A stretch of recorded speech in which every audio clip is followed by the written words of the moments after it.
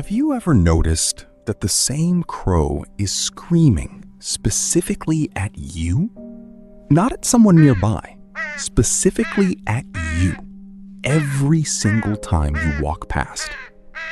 On the same street, in the same yard, even if weeks have passed. You blamed it on coincidence, on the bird's nervousness, on your own paranoia. This is not paranoia. A crow remembers your face more accurately than most of your acquaintances. And it passed your portrait, like a photo labeled dangerous, to every bird within 100 meters. Not today, back then, on the very first day. Researchers at Washington University recorded 7 years after a single contact with a dangerous face, how the number of birds attacking that face had doubled. Not decreased, doubled. Up to 17 years. Today, I will break it down step by step, how this mechanism works, how their brain fixes your face from the very first glance, how this information spreads to the entire flock in a matter of minutes, and how it is passed down through generations to birds that have never seen you. Stay until the end, because the last part of this video is not about birds. It's about you. There is a hidden world happening right now, just beyond the glass. Subscribe, and let's keep watching together. You. In 2006, biologist John Marsloff and his team from Washington University conducted an experiment. They put on caveman masks, caught several birds, tagged them, and released them. The whole process took just a few minutes. Then they returned without masks. The crows did not react. But when they returned in the same masks, a deafening cry immediately rang out. Feeding birds dropped their food. Resting ones took off. Local crows began diving, circling, and following them. A year later, they returned in the same masks. The reaction hadn't just remained, it had intensified. After 5 years, still the same. After 7 years, the number of responding birds had doubled. It doubled, even though many of those present on the first day were already gone. You have a part of the brain that never forgets. Not the one that remembers names, not the one that solves problems, the one that remembers fear. It's called the limbic system, and it works before you even have time to think. A crow doesn't have a neocortex like ours, but it has a nidopallium, a structure that does exactly the same thing. When a crow sees a face it once associated with threat, the nidopallium activates instantly. Not after thinking, not after comparing, before the bird even realizes what it's seeing.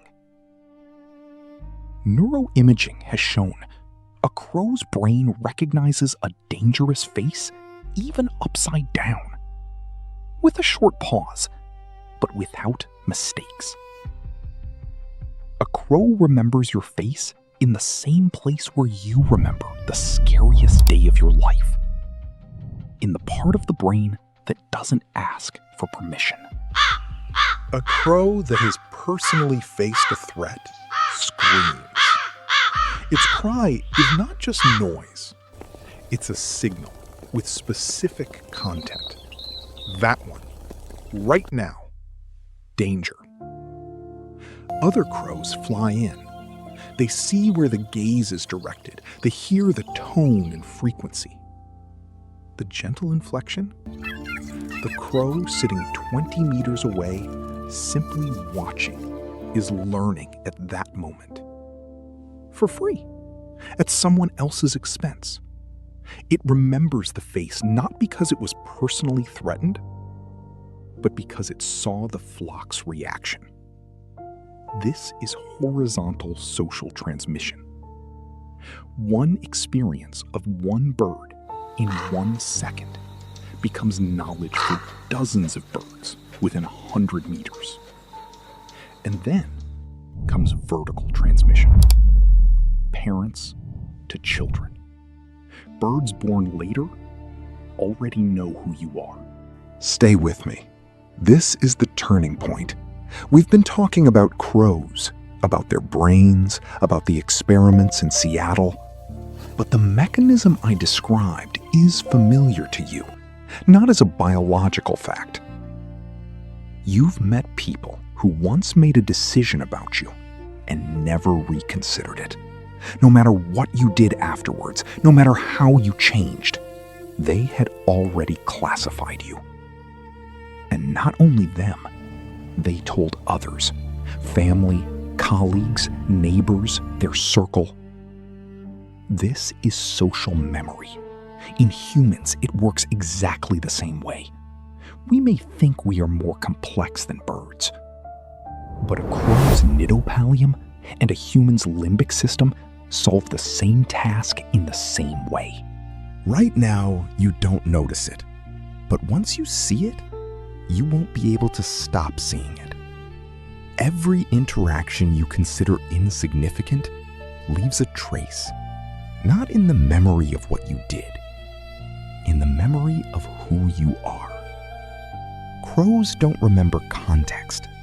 They remember the result. And people, they don't often remember context either. They remember how you made them feel once.